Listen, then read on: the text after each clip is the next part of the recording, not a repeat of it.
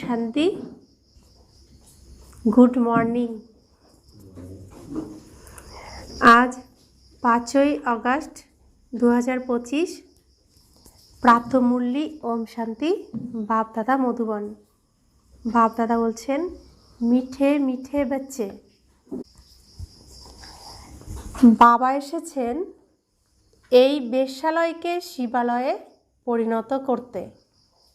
তোমাদের কর্তব্য হলো বেশ্যাদেরও এই সুখবরটি দিয়ে তাদেরও কল্যাণ করা, অর্থাৎ বিষের আলয়কে শিবের আলয়ে পরিণত করতে এসেছেন, অমৃতের আলয়ে পরিণত করতে এসেছেন। যারা বিষ পান করছে, যারা বিষের আলয়ে এখনও পড়ে হাবুডুবু খাচ্ছে, তাদেরকে এই সুখবর আমাদের দিয়ে কল্যাণ করতে হবে। আজকের মূল্যের প্রশ্ন, কোন বাচ্চারা নিজেদের অনেক ক্ষতি করে? উত্তর, যারা কোনো কারণে মুরলি ক্লাস মিস করে তারা নিজের অনেক ক্ষতি করে। অনেক বাচ্চারা নিজেদের মধ্যে মন খারাপ করে ক্লাসে যায় না, অজুহাত দেখিয়ে ঘরে থাকে, ঘুমায়, ফলে তারা নিজেরই ক্ষতি করে। কারণ বাবা তো রোজ বিভিন্ন প্রকারের নতুন নতুন যুক্তি বলতেই থাকেন। সেসব যদি বাচ্চারা না শোনে, তবে সেগুলিকে কার্য ব্যবহারে নিয়ে আসবে কিভাবে? তো আমরা এখন কোথায় রয়েছি? যুদ্ধের ময়দানে, রণক্ষেত্রে রয়েছি, যার বর্ণনা মহাভারতে আছে। তো রণক্ষেত্রে প্রত্যেক দিন আমাদের কৌশল শেখানো হচ্ছে। তো কৌশল না শিখলে, যে শেখাচ্ছেন তার কাছে না আসলে আমরা যুদ্ধ করব কিভাবে? রণকৌশল শিখব কিভাবে? তাই বাবা বলছেন, সেগুলিকে কার্য ব্যবহারে নিয়ে আসব কিভাবে? ওম শান্তি। মিষ্টি মিষ্টি আত্মারূপী রুহানি বাচ্চারা এই কথা তো জানে যে এখন আমরা বিশ্বের মালিক হওয়ার জন্য পুরুষার্থ করছি।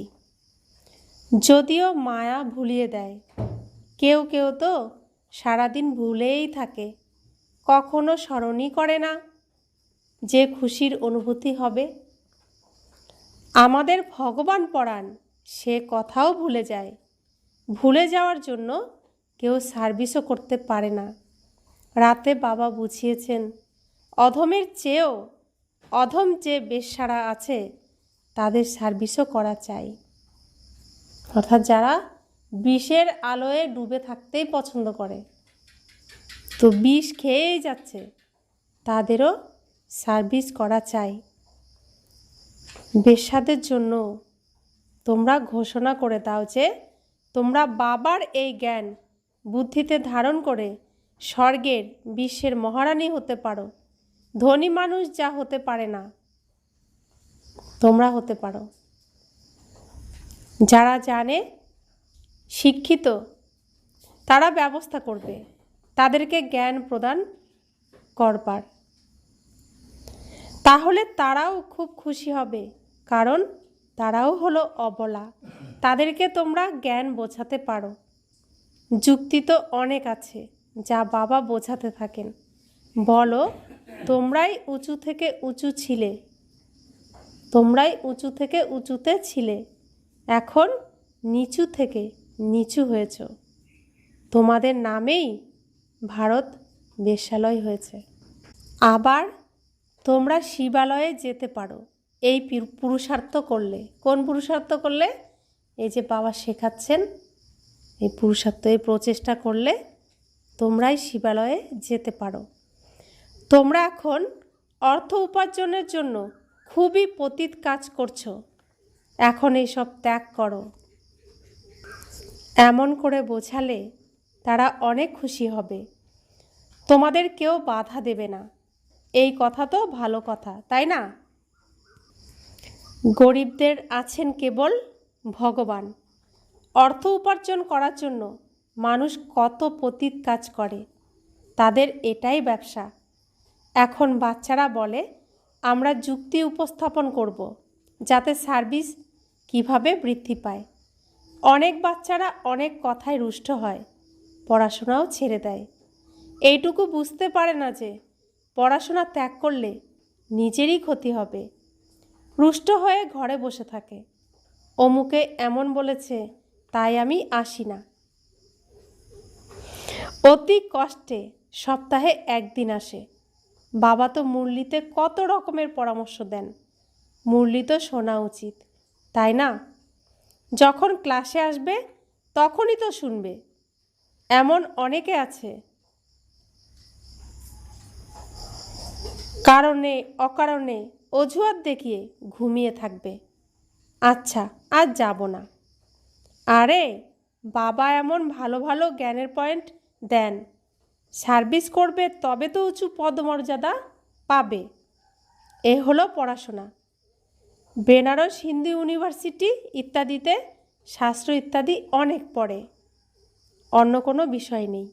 শাস্ত্র কণ্ঠস্থ করে, সৎসঙ্গে পাঠ করা শুরু করে দেয়। শাস্ত্র কণ্ঠস্থ করে তারপর সৎসঙ্গে গিয়ে পাঠ করা শুরু করে দেয়। তাতেও কোনো উদ্দেশ্য ইত্যাদি নেই। এই পড়াশোনার দ্বারা সকলের সদ্গতি হয়। অতএব বাচ্চারা, তোমাদেরকে এমন এমন অধমেরও সার্ভিস করতে হবে। ধনী লোকেরা যখন দেখবে এখানে এমন এমন মানুষ আসে, তখন তাদের আসার ইচ্ছে থাকবে না। দেহ অভিমান আছে, তাই না? তাদের লজ্জা বোধ হবে। আচ্ছা, তাহলে একটা আলাদা স্কুল খুলে দাও। জাগতিক পড়াশোনা হলো পায়ে পয়সার, শরীর নির্বাহের জন্য। এটি তো হলো 21 জন্মের জন্য। অনেকের কল্যাণ হয়ে যাবে। প্রায়শই মাতারা জিজ্ঞাসা করেন, বাবা, ঘরে গীতা পাঠশালা খুলতে পারি? তাদের ঈশ্বরীয় সেবায় আগ্রহ থাকে। পুরুষরা তো ক্লাবে ইত্যাদিতে ঘুরে বেড়ায়। ধনী মানুষের এই দুনিয়ায় স্বর্গবোধ হয়, কত রকমের ফ্যাশন ইত্যাদি করে, কিন্তু দেবতাদের ন্যাচারাল বিউটি দেখো কত সুন্দর, কতখানি তফাৎ। যদিও এখানে তোমাদের সত্য কথা বলা হয়, তাই এখানে সংখ্যা অনেক কম, তাও আবার গরিবরা। ভক্তির দিকে সবাই চলে যায়, সেখানে শৃঙ্গার ইত্যাদি করে যায়। গুরুরা বিবাহের জন্য আশীর্বাদ ইত্যাদিও করান। এখানে কারো আশীর্বাদ অনুষ্ঠান করা হয় রক্ষা করার জন্য। এখানে কোনো অনুষ্ঠান করলে কাউকে রক্ষা করার জন্য করা হয়, যাতে কামবিকার রূপী চিতায় পুড়ে না যায়, জ্ঞান চিতায় বসে পদ্মগুণ ভাগ্যশালী হয়ে যায়। মা বাবাকে বলে, এই দুর্গতির কর্ম ছেড়ে চলো স্বর্গে। তখন তারা বলে, কি করণীয়? এই দুনিয়ার মানুষ আমাদেরকে কুকথা বলবে যে বংশের নাম খারাপ করেছে, বিবাহ না করানো, নিয়ম বিরুদ্ধ আচরণ, লোক লজ্জা, বংশের মর্যাদা কেউ ত্যাগ করতে চায় না। ভক্তিমার্গে গান আছে, আমার তো এক, দ্বিতীয় কেউ নেই। আমার তো এক ভগবান, দ্বিতীয় কেউ নেই। মীরারও গান আছে। নারীদের মধ্যে 1 নম্বর ভক্ত ছিলেন মীরা, পুরুষদের মধ্যে নারদ। এরূপ গায়ন আছে। নারদের কাহিনী আছে না?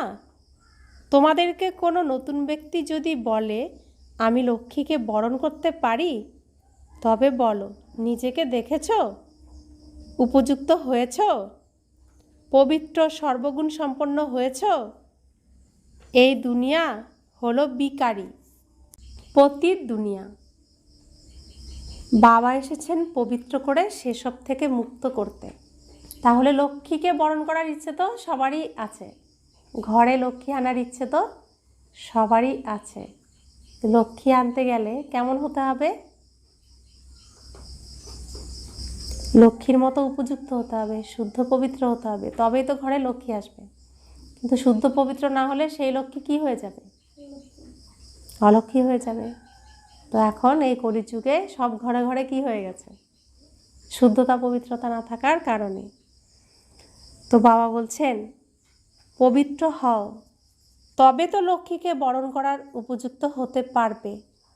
এখানে বাবার কাছে এসে প্রতিজ্ঞা করে, বাড়ি ফিরে গিয়ে বিকারগ্রস্ত হয়ে পড়ে। এমন এমন খবর আসে।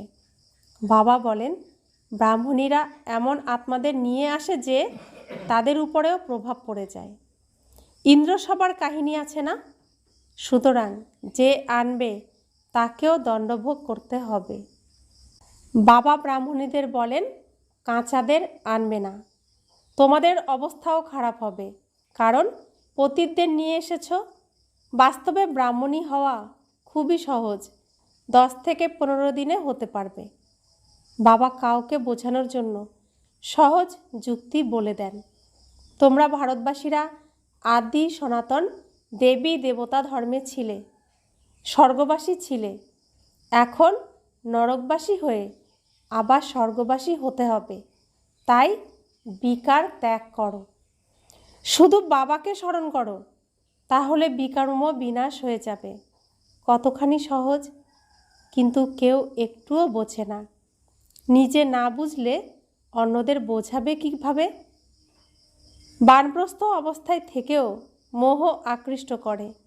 আজকাল বানপ্রস্থ অবস্থায় কেউ যায় না, সবাই তমপ্রধান, তাই না? এখানেই আটকে থাকে। আগেকার দিনে বানপ্রস্থিতের জন্য বিরাট আশ্রম থাকতো, আজকাল তো আর নেই। 80 থেকে 90 বছর বয়স হয়ে গেলেও ঘর সংসার ত্যাগ করে না। ভাবে না যে বাণীর ঊর্ধ্বে অবস্থান করতে হবে। এখন ঈশ্বরকে স্মরণ করতে হবে। ভগবান কে এই কথা সবাই জানে না, সর্বব্যাপী বলে দেয়। তখন স্মরণ কাকে করবে এই কথাও বোঝে না যে আমরা হলাম পূজারী। বাবা তো তোমাদেরকে পূজারী থেকে পূজ্য স্বরূপে পরিণত করেন, তাও আবার 21 জন্মের জন্য। তাই পুরুষার্থ তো করতে হবে, তাই না? তো এখন লৌকিক জগৎ সংসারে তাই তো দেখা যাচ্ছে। 100 বছরও হতে চলেছে, কিন্তু না সন্তানের মোহ ছাড়ে, না সংসারের মোহ ছাড়ে, আঁকড়ে ধরে থাকে। তো বাবা বলছেন, তার তো এখন বাণীর ঊর্ধ্বে, অর্থাৎ এই স্টেজ থেকে ঘরে ফিরতে হবে। তো জানেই না কিছু, ভগবানকেও জানে না, ভগবানকে সর্বব্যাপী বলে দেয়, তাহলে মানবে কাকে? তো আমরা দৈনন্দিন জীবনে যেমন চলি, সকালে ঘুম থেকে উঠি, তারপর আমরা কর্মক্ষেত্রে যাই, সারাদিন কত জনের সাথে মিশি, চলাফেরা করি, কত রকমের কর্মকাণ্ড করি, তারপরে দিনের শেষে কোথায় ফিরি? সেই ঘরেই তো ফিরি। তো যদি আমরা সারাদিন ভালো কর্ম করেই আর ভালো কর্ম করে ফিরে আসি ঘরে, তো ঘরে কত গর্ব করে সেসব আমরা বর্ণনা করি, আজ এই এই হয়েছে, এই এই করেছি। আর যদি কেউ কোনো খারাপ কর্ম করে আসে, বাড়িতে মাথা নিচু করে চুপচাপ আসে, কথাও বলে না, এরকম হয় তো। তো আমরাও তো ঘর থেকে এসেছি এখানে না কর্ম করতে, কর্মভূমিতে। তো কতজনের সাথে চলাফেরা করছি, কথা বলছি, মিশছি, আচার আচরণে আসছি। তার মধ্যে যদি আমি আমার বাবার মতো আচরণ করি, বাবার শিক্ষায়, সেই শিক্ষা অনুযায়ী আমি চলি, ভালো কর্ম করি, শ্রেষ্ঠ কর্ম করি, তবে ঘরে যখন ফিরে যাব কর্ম শেষ করে, তখন বাবাকে সব বলতে পারবো মাথা উঁচু করে। আর যদি বাবার শিক্ষা না মেনে উল্টো কর্ম করি, বিকর্ম করি, তো বাবার কাছে গিয়ে কি বলবো? মাথা নিচু করে থাকতে হবে না? তাই বাবা আমাদেরকে কতভাবে বোঝান যে তোমাকে তো ফিরতে এখানেই হবে, আমি তো তোমাকে পূজ্য পাঠিয়েছিলাম, তুমি কি হয়ে এসেছো? তাই আমাদেরকে পূজ্য হয়েই তো ফিরতে হবে। বাবা বুঝিয়েছেন, এই পুরানো দুনিয়ার তো অবসান ঘটবে, এখন আমাদের ঘরে ফিরতে হবে, ব্যাস। কেবল এই চিন্তাই যেন থাকে। ওখানে ক্রিমিনাল ব্যাপার তো হয় না। বাবা এসে সেই পবিত্র দুনিয়ার জন্য তৈরি করে দেন, সার্ভিসেবল প্রিয় আত্মারূপী বাচ্চাদের তো চোখে বসিয়ে ফিরিয়ে নিয়ে যান। যারা বাবা যে সেবা করতে এসেছেন সেই সেবায় সহযোগ দেন, বাবার কথা মেনে চলেন, তাদেরকে বাবা কোথায় বসিয়ে নিয়ে যাবেন? চোখে বসিয়ে, অর্থাৎ पलकों में बिठा के ले जाएगा मेरे बाबा। किसको ले जाएगा? जो बाबा के मत पर चलते हैं उसको ही ले जाएगा। অর্থাৎ বাবা যা শ্রীমত দিচ্ছেন, যে বাবা শ্রীমত মেনে প্রতি কদম রাখবে, তাকে বাবা চোখের পলকে বসিয়ে নিয়ে যাবে। সুতরাং অধমের উদ্ধার করার জন্য সাহসের প্রয়োজন আছে। অধমের উদ্ধার করার জন্য সাহসের প্রয়োজন আছে কেন বললেন বাবা? কারণ অধম কে? যার মধ্যে আসুরিক আচরণ, মনুষ্যত্ব নেই এখন আর। সত্যযুগ ত্রেতা যুগে আমরা কি ছিলাম? দেবী দেবতা ছিলাম। দাপর যুগে আমরা মনুষ্য ছিলাম। কলিযুগে আমরা কি হয়ে গেছি? অসুর। অর্থাৎ মনুষ্য বোধও নেই এখন আর, পুরো অসুর। তাই বলছেন অধমের উদ্ধার করার জন্য সাহসের প্রয়োজন আছে, কারণ সে তো আমাকে আঘাত করবে, তোমাকে তবুও সাহস করে যেতে হবে, অসুরকে দমন করতে হবে, তাই না? ওই গভর্নমেন্টের কাজের জন্য অনেক বড় বড় গ্রুপ থাকে, শিক্ষিতরা টিপটপ হয়ে সেখানে যায়। এখানে তো অনেকেই গরিব, সাধারণ। তাদেরকে বাবা বসে উচ্চস্থানের উপযুক্ত করেন। আচরণ খুব রয়্যাল থাকা উচিত। ভগবান পড়াচ্ছেন, জাগতিক জগতের কোনো বড় পরীক্ষা পাশ করলে আচার আচরণ সম্পূর্ণ পাল্টে যায়। এখানে তো বাবা হলেন দিনের নাথ, গরিব বাচ্চারাই কিছু পাঠিয়ে দেয়। 1-2 টাকার মানি অর্ডার পাঠায়। সেই সময় 1-2 টাকাও অনেক মূল্য ছিল। তো মানি অর্ডার করে এই বাবার চোখকে অনেক মাতারা পাঠিয়ে দিত। বাবা বলেন, তোমরা তো হলে মহান ভাগ্যশালী, তোমরা রিটার্নে সব পেয়ে যাও। তো 1-2 টাকা যে এই যজ্ঞে দিচ্ছে, সে সময় 1-2 টাকা, এখন এর অনেক মূল্য। তো যারা পাঠিয়েছে তারা অনেক ভাগ্যশালী। তো বাবা বলছেন, যাই পাঠাবে তোমরা রিটার্নে সব পেয়ে যাও। এই কথাটি নতুন নয়। সাক্ষী হয়ে ড্রামা দেখো। বাবা বলেন, বাচ্চারা ভালো করে পড়া করো, এ হলো ঈশ্বরীয় যজ্ঞ, যা চাই সব নাও। কিন্তু এখানে নিলে ওইখানে স্বর্গে কম হয়ে যাবে। যদি এখানে আমরা ভোরবেলাতে সব ব্যবহার করে ফেলি, তো দিনের বেলাতে কি হবে? ব্যবহার করতে পারবো না, না?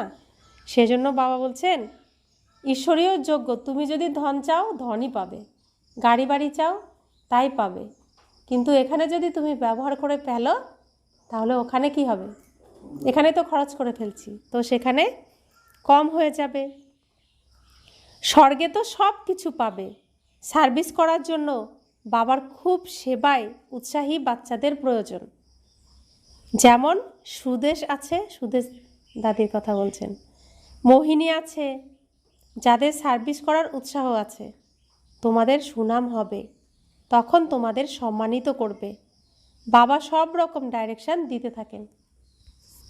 তো তাদের কথা বলে, দাদিদের কথা বলে আমাদেরকে কি করছেন? উৎসাহিত করছেন যে তোমরাও এমনভাবে সেবা করো, সার্ভিস করো। বাবা তো বলেন, এখানে বাচ্চারা যতখানি সময় পাও স্মরণে থাকো। পরীক্ষার দিন কাছে এলে নিরিবিলিতে গিয়ে পড়া করে। প্রাইভেট টিচারও রাখে। আমাদের কাছে টিচার তো অনেক আছে, শুধুমাত্র পড়াশোনার আগ্রহ থাকা উচিত। বাবা তো খুব সহজ করে বোঝান, শুধু নিজেকে আত্মা নিশ্চয় করো। এই শরীর তো হলো বিনাশী, তোমরা আত্মারা হলে অবিনাশী। এই জ্ঞান একবারই প্রাপ্ত হয়। তারপরে সত্যযুগ থেকে কলিযুগের শেষ পর্যন্ত কেউ প্রাপ্ত করতে পারে না, তোমরাই প্রাপ্ত করো। আমরা হলাম আত্মা, এই কথাটিতে দৃঢ় নিশ্চয় করে নাও। বাবার কাছে আমরা অবিনাশী উত্তরাধিকার প্রাপ্ত করি। বাবার স্মরণ দ্বারা বিকর্ম বিনাশ হবে। ব্যাস, এই কথাটি স্মরণ করলেও অনেক কল্যাণ হতে পারে। কিন্তু চাট তো রাখে না, লিখতে লিখতে ক্লান্ত হয়ে পড়ে। বাবা খুব সহজ করে বলেন, আমরা আত্মারা শতপ্রধান ছিলাম, এখন তমপ্রধান হয়েছি। তো বাবা যে রাতে ঘুমানোর আগে সারাদিনের হিসেব দিতে বলেন, হিসেব দেওয়া হয়েছে? সেজন্য তো বাবা বলেন চার্ট কেউ রাখে না। তো বাবা বলছেন, এখন বাবা বলেন আমাকে স্মরণ করো, তাহলে শতপ্রধান হয়ে যাবে। যতটা সহজ তবুও ভুলে যায়। যতক্ষণ বসবে নিজেকে আত্মা নিশ্চয় করো, আমি আত্মা, বাবার সন্তান। বাবাকে স্মরণ করলে স্বর্গের রাজত্ব প্রাপ্ত করবে। বাবাকে স্মরণ করলে অর্ধকল্পের পাপ বিনষ্ট হয়ে যাবে। বাবা কতখানি সহজ যুক্তি বলে দিচ্ছেন, সব বাচ্চারা শুনছে। ব্রহ্মা বাবা নিজেও এই প্র্যাকটিস করেন, তবেই তো শেখান, তাই না? তাহলে আমাদের মাথার উপর যে পাপের বোঝা রয়েছে, এই পাপের বোঝা তো আমার পক্ষে নামানো সম্ভব হচ্ছে না। তাহলে দায়িত্ব কে নিচ্ছেন নামানোর? বাবা। তো বাবা দায়িত্ব কখন পালন করবেন? আমি দায়িত্ব দিলে, নিজে থেকে করতে পারবেন না। তো আমি তাকে দায়িত্ব দিলে তিনি আমার পাপ খণ্ডন করে দিচ্ছেন, সমস্ত বোঝা নিয়ে নিচ্ছেন। তো তাকে স্মরণ করতে হবে। তাকে স্মরণ না করলে রাবণ কি বলবে? রাবণ বলবে, তুমি আমার বাচ্চার মধ্যে এসে কেন জোর খাটাচ্ছ? ও তো আমাকেই ভাবে, আমার কথাই চিন্তন করে, তোমাকে তো ভাবে না, তুমি কেন দায়িত্ব নিচ্ছ? তখন কি হবে? তো বাবার পক্ষে এই বোঝা নামানো, পরিষ্কার করা কঠিন হবে না? তো বাবাকে স্মরণ করলে বাবা কি বলবে? কি বলবেন? যে আমার বাচ্চা আমার দিকেই তাকাচ্ছে, দেখো আমাকেই স্মরণ করছে, আমার বাচ্চা না?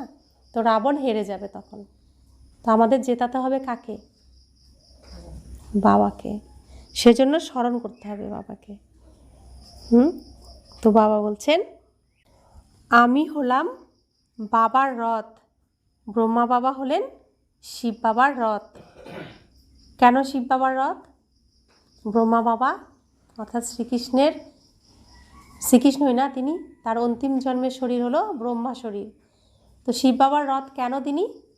আমাদের পিতা নিরাকার, তিনি জন্ম মৃত্যু রহিত, তার কোনো বস্ত্র নেই, শরীররূপী বস্ত্র নেই স্টেজে অভিনয় করার জন্য। তাই তিনি শ্রীকৃষ্ণের, তার শ্রেষ্ঠ সন্তান শ্রীকৃষ্ণ না, তার রথটাকেই তো নেবেন। শ্রীকৃষ্ণ বিশ্বের মালিক, সর্বশ্রেষ্ঠ, তাই সর্বশ্রেষ্ঠের শরীরই তো ধারণ করতে পারবেন। কারণ বাবা আমাদের কি শেখান? বাঘিনীর দুধ সোনার পাত্রেই তো রাখা সম্ভব। তো স্বয়ং ভগবান, তাকে যে সে কি ধারণ করতে পারবে? তার জন্য তাকেও এসে ব্রহ্মা তৈরি করতে হয়েছে না? তো শ্রীকৃষ্ণ লাস্টের জন্মে, শেষের অন্তিম জন্মে কি হয়েছে? সাধারণ। তাকেও প্রথমে তৈরি করেছেন, ব্রাহ্মণ বানিয়েছেন, তারপরে সেই শরীরে প্রবেশ করে আমাদেরকে শেখাচ্ছেন, শ্রীকৃষ্ণের মুখের দ্বারা উচ্চারণ করছেন। অর্থাৎ ব্রহ্মা মুখের দ্বারা তিনি এই গীতার জ্ঞান, মানে তিনি যে জ্ঞানটা দিচ্ছেন সেটা রোজ গীত গেয়ে গেয়ে আমাদের দিচ্ছেন। তাই এটার হলো গীতা জ্ঞান। তো কার দ্বারা দিচ্ছেন? শ্রীকৃষ্ণের দ্বারা দিচ্ছেন। শ্রীকৃষ্ণের অন্তিম জন্মের অন্তিম শরীর দ্বারা দিচ্ছেন। কখন দিচ্ছেন? এই যে যখন পৃথিবীতে আমরা নিজেদের সাথে নিজেরা লড়াই করছি, মনের সাথে লড়াই করছি, সব কিছুর মধ্যে লড়াই করছি, সে লড়াইয়ের রণক্ষেত্রে তিনি এই জ্ঞান দিচ্ছেন। তো বাবা আমাকে খাবার খাইয়ে দেন। কে বলেন এটা? ব্রহ্মা বাবা। তোমরা বাচ্চারাও এমনটাই ভাবো, শিব বাবাকে স্মরণ করতে থাকো, তাহলে অনেক লাভ হবে। কিন্তু ভুলেই যায়। যদিও খুবই সহজ। ব্যবসায় যখন কোনো ক্রেতা থাকে না, তখন স্মরণে বসে যাও। আমি আত্মা, বাবাকে স্মরণ করতে হবে। অসুখ করলেও স্মরণ করতে পারো। যদি বন্ধন যুক্ত বান্ধেলি হও, তবে সেখানে বসে স্মরণ করতে থাকো। তাহলে 10 থেকে 20 বছরের পুরানো বাচ্চাদের চেয়েও উঁচু পদ প্রাপ্ত করতে পারবে। বাবা সবার জন্য রায় দিয়ে দেন, প্রত্যেকের জন্য তিনি রাস্তা খুলে দেন। अच्छा, मीठे मीठे सिकिला दे बच्चों प्रति माता पिता बाप दादा का याद प्यार और गुड मॉर्निंग। रूहानी बाप की रूहानी बच्चों को नमस्ते। हम रूहानी बच्चों की रूहानी माता पिता बाप दादा को याद प्यार गुड मॉर्निंग और नमस्ते नमस्ते नमस्ते। शुक्रिया बाबा, शुक्रिया बाबा, शुक्रिया। धारणार जन्य मुखोसार, সার্ভিসে অত্যন্ত সক্রিয় হতে হবে। যখনই সময় পাবে একান্তে বসে বাবাকে স্মরণ করতে হবে। পড়াশোনা করার আগ্রহ রাখতে হবে, পড়াশোনার প্রতি বিরূপ হবে না। দ্বিতীয় ধারণা, নিজের আচরণ খুব খুব রয়্যাল রাখতে হবে। ব্যাস, এখন ঘরে ফিরে যেতে হবে। পুরানো দুনিয়ার অবসান হবে, তাই মোহ টান সব সমাপ্ত করতে হবে। বানপ্রস্থ অবস্থায় বাণীর ঊর্ধ্বে থাকার অভ্যাস করতে হবে। অধমের উদ্ধার করার সেবাও করতে হবে। বরদান, শ্রেষ্ঠ বৃত্তির দ্বারা অন্যান্য বৃত্তিগুলিকে পরিবর্তনকারী সদা সিদ্ধিস্বরূপ ভব। সিদ্ধিস্বরূপ হওয়ার জন্য বৃত্তি দ্বারা অন্যান্য বৃত্তিগুলির সংকল্প দ্বারা অন্যান্য সংকল্পের পরিবর্তন করার কার্য করো, এর রিসার্চ করো। যখন এই সেবাতে বিজি হয়ে যাবে তখন এই সূক্ষ্ম সেবা শত কোনো দুর্বলতা থেকে দূরে নিয়ে যাবে। এখন এর প্ল্যান বানাও, তাহলে জিজ্ঞাসুও অনেক বৃদ্ধি পাবে, ইনকামও অনেক বেড়ে যাবে, বাসস্থানও পেয়ে যাবে, সহজেই সব সিদ্ধি হয়ে যাবে। এই বিধি সিদ্ধিস্বরূপ বানিয়ে দেবে। স্লোগান, সময়কে সফল করতে থাকো, তাহলে সময়ের প্রবঞ্চনার থেকে বেঁচে যাবে। অব্যক্ত ইশারা, সহজযোগী হতে হলে পরমাত্ম প্রেমের অনুভবী হও। বাবা বাচ্চাদেরকে এতটাই ভালোবাসেন যে প্রতিদিন ভালোবাসার রেসপন্স দেওয়ার জন্য এত বড় পত্র লেখেন, স্মরণ আর ভালোবাসা দেন, আর সাথী হয়ে সদা সাথে থাকেন। তো এই ভালোবাসাতে নিজের সব দুর্বলতাগুলিকে কুরবান অর্পণ করে দাও।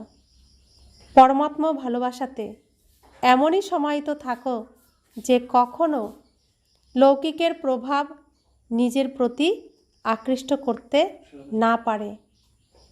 সদা অসীমের প্রাপ্তিগুলিতে মগন থাকো, যার দ্বারা রুহানিয়তের সুগন্ধি বাতাবরণে ছড়িয়ে পড়বে। আচ্ছা, ওম শান্তি।